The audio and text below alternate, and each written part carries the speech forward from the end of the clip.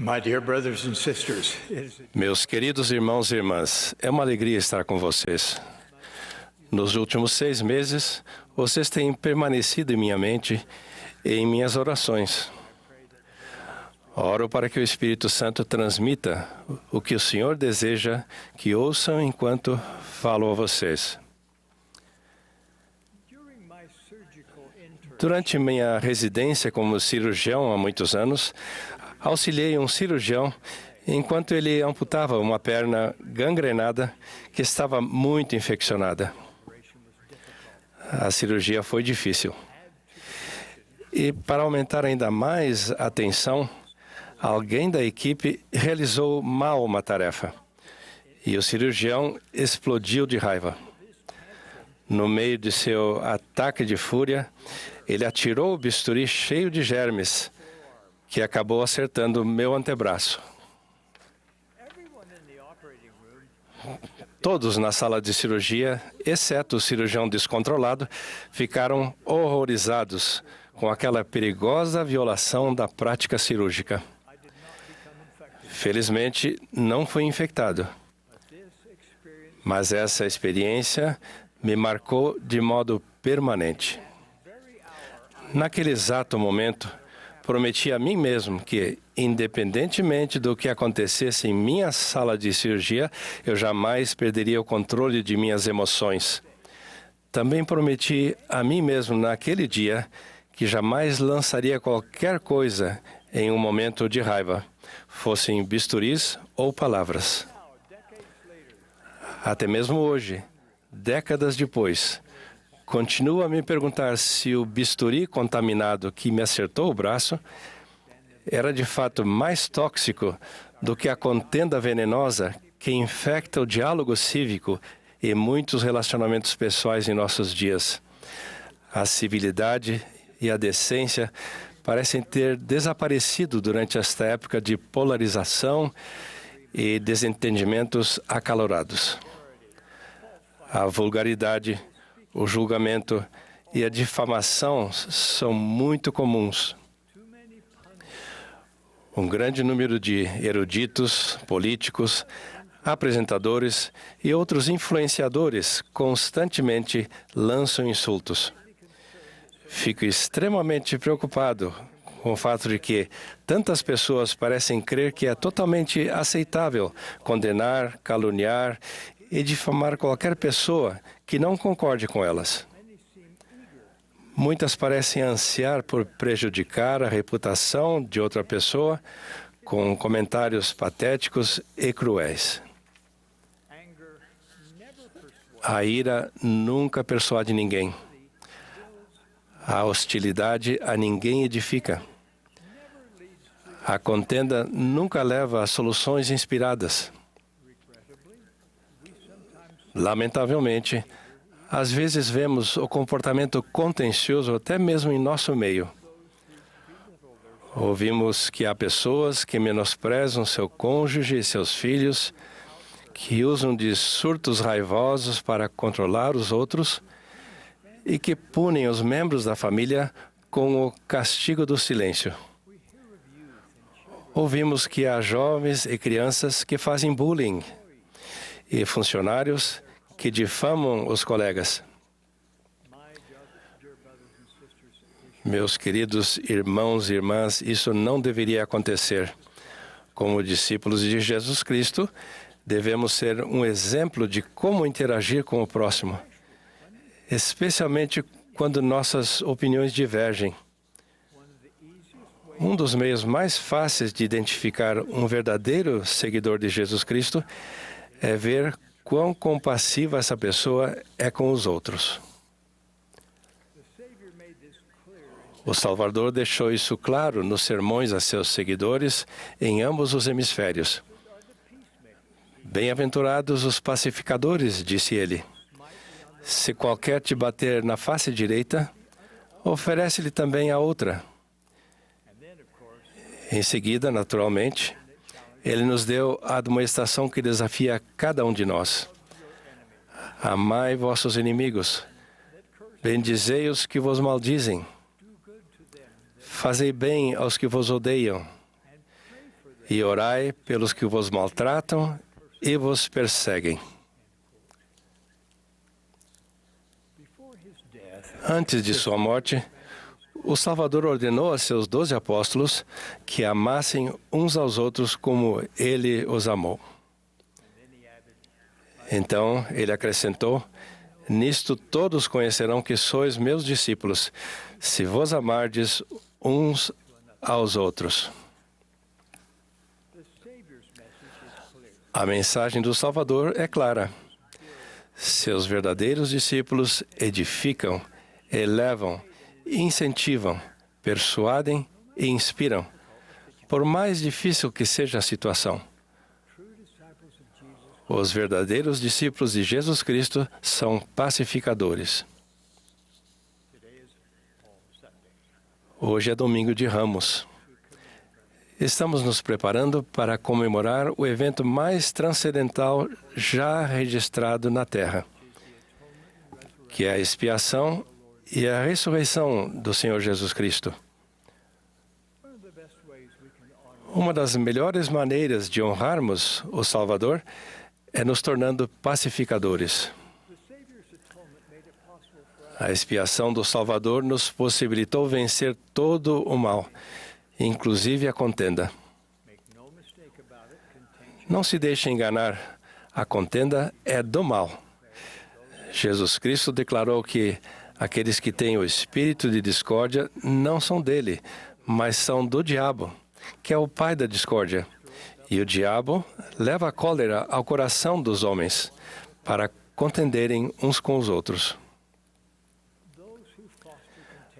Aqueles que promovem a contenda seguem exatamente as regras do jogo de Satanás, quer percebam ou não. Ninguém pode servir a dois senhores. Não podemos apoiar Satanás com nossos ataques verbais e achar que ainda assim podemos servir a Deus. Meus queridos irmãos e irmãs, a maneira como tratamos uns aos outros realmente importa. A maneira como falamos com as pessoas e sobre elas em casa, na igreja, no trabalho e na internet realmente importa. Hoje, peço que nossas interações com o próximo sejam mais elevadas e santas. Peço que ouçam com atenção. Se houver qualquer coisa virtuosa, amável, de boa fama ou louvável que pudermos falar sobre outra pessoa, seja pessoalmente ou pelas costas dela, esse deve ser nosso padrão de comunicação. Se um casal em sua ala se divorciar, se um jovem missionário voltar para casa mais cedo, ou se um adolescente não tiver um testemunho firme, essas pessoas não precisam de nosso julgamento. Elas precisam vivenciar o amor de Jesus Cristo, que é refletido em suas palavras e ações. Se um amigo demonstrar nas mídias sociais um forte posicionamento político ou social que viola tudo que vocês acreditam, uma resposta raivosa e mordaz de sua parte não vai ajudar. Edificar pontes de entendimento vai exigir muito mais de vocês. Mas é exatamente disso que seu amigo precisa. A contenda afasta o espírito, sempre. A contenda reforça a falsa noção de que o confronto é o meio de resolver diferenças, mas nunca é. A contenda é uma escolha. Ser um pacificador é uma escolha. Vocês têm o arbítrio para escolher a contenda ou a reconciliação. Eu os exorto a escolher serem pacificadores hoje e sempre. Irmãos e irmãs, podemos literalmente mudar o mundo. Uma pessoa e uma interação por vez. Como? Buscando maneiras de lidar com as diferenças sinceras de opinião, com respeito mútuo e um diálogo cordial. Diferenças de opinião fazem parte da vida. Trabalho todos os dias com servos dedicados do Senhor que nem sempre veem uma questão da mesma maneira. Eles sabem que quero ouvir ideias e sentimentos sinceros sobre tudo o que debatemos, especialmente temas delicados. Meus dois nobres conselheiros, o presidente Oaks e o presidente Eyring, são exemplares no modo como expressam seus sentimentos, especialmente quando eles divergem. Eles o fazem com puro amor um pelo outro. Nenhum deles sugere que sabe mais do que o outro e que, portanto, precisa defender sua posição rigorosamente. Nenhum demonstra que precisa competir com o outro. Cada um deles está repleto de caridade, o puro amor de Cristo. Por esse motivo, nossas deliberações podem ser guiadas pelo Espírito do Senhor. Como amo e honro esses dois grandes homens. A caridade é o antídoto para a contenda. A caridade é o dom espiritual que nos ajuda a nos livrar do homem natural, que é egoísta, defensivo, orgulhoso e invejoso. A caridade é a principal característica de um verdadeiro seguidor de Jesus Cristo. A caridade define um pacificador. Quando nos humilhamos perante Deus e oramos com toda a energia de nosso coração, Deus nos concede a caridade. Aqueles que são abençoados com esse dom divino são longânimos e gentis. Eles não são invejosos nem soberbos. Não se irritam facilmente, nem suspeitam mal dos outros. Irmãos e irmãs, o puro amor de Cristo é a resposta para a contenda que nos adoece em nossos dias. A caridade nos impele a carregar os fardos uns dos outros, em vez de acumularmos fardos uns sobre os outros. O puro amor de Cristo permite que sirvamos como testemunhas de Deus em todos os momentos e em todas as coisas, especialmente em momentos de tensão. A caridade permite que demonstremos como homens e mulheres de Cristo falam e agem, especialmente quando estão sob ataque. No entanto, não estou falando sobre paz a qualquer preço. Estou falando sobre tratarmos os outros de maneiras que estão em conformidade com a obediência aos convênios que fazemos quando tomamos o sacramento. Vocês prometeram sempre se lembrar do Salvador. Em situações extremamente tensas e cheias de contenda, eu os convido a se lembrarem de Jesus Cristo. Orem para que tenham a coragem e a sabedoria para dizer ou fazer o que ele diria ou faria. Ao seguirmos o Príncipe da Paz, nós nos tornaremos seus pacificadores. Neste momento, vocês devem estar pensando que esta mensagem, de fato, ajudaria alguém que conhecem. Talvez esperem que ela ajude essa pessoa a ser mais agradável com vocês. Espero que sim. Mas também espero que examinem profundamente seu coração, para que vejam se lá existem farpas de orgulho ou de inveja que impedem que vocês se tornem pacificadores. Se realmente pretendem ajudar a coligar Israel e a edificar relacionamentos que durarão pelas eternidades, agora é o momento de abandonar os rancores. Agora é o momento de parar de insistir que o único jeito certo é o seu.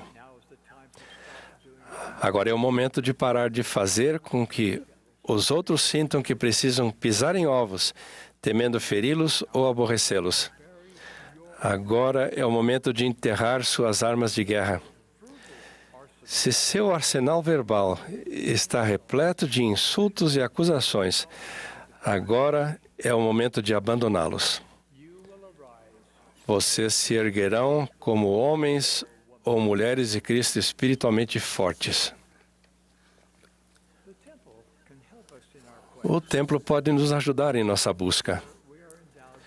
Nele somos investidos com o poder de Deus, que nos capacita a vencer Satanás, que é o instigador de toda a contenda. Expulsem-no de todos os seus relacionamentos. Observem que também repreendemos o adversário sempre que curamos um mal-entendido ou decidimos não nos ofender. Em vez disso, podemos mostrar a terna misericórdia que é característica dos verdadeiros discípulos de Jesus Cristo. Os pacificadores impedem o sucesso do adversário. Como povo, que nos tornemos uma verdadeira luz sobre o monte, uma luz que não se pode esconder. Que mostremos que há um meio respeitoso de resolver questões complexas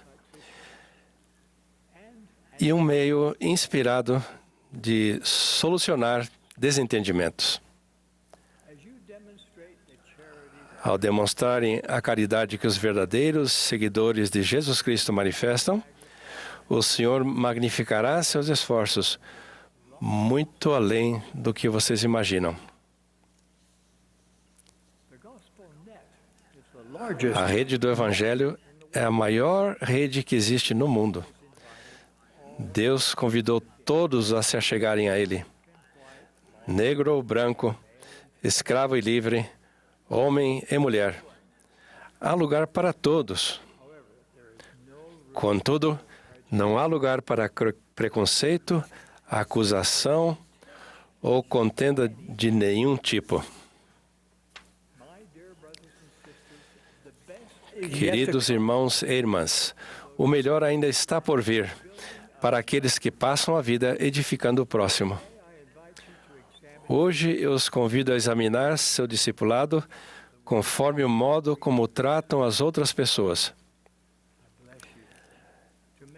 Eu os abençoo para que façam os ajustes necessários a fim de que seu comportamento seja enobrecedor, respeitoso e que represente um verdadeiro seguidor de Jesus Cristo. Eu os abençoo para que substituam a agressividade pela súplica, a animosidade pela compreensão e a contenda pela paz. Deus vive. Jesus é o Cristo. Ele é o cabeça desta igreja. Somos seus servos. Ele vai nos ajudar a nos tornarmos seus pacificadores. Presto testemunho dessas coisas no sagrado nome de Jesus Cristo. Amém.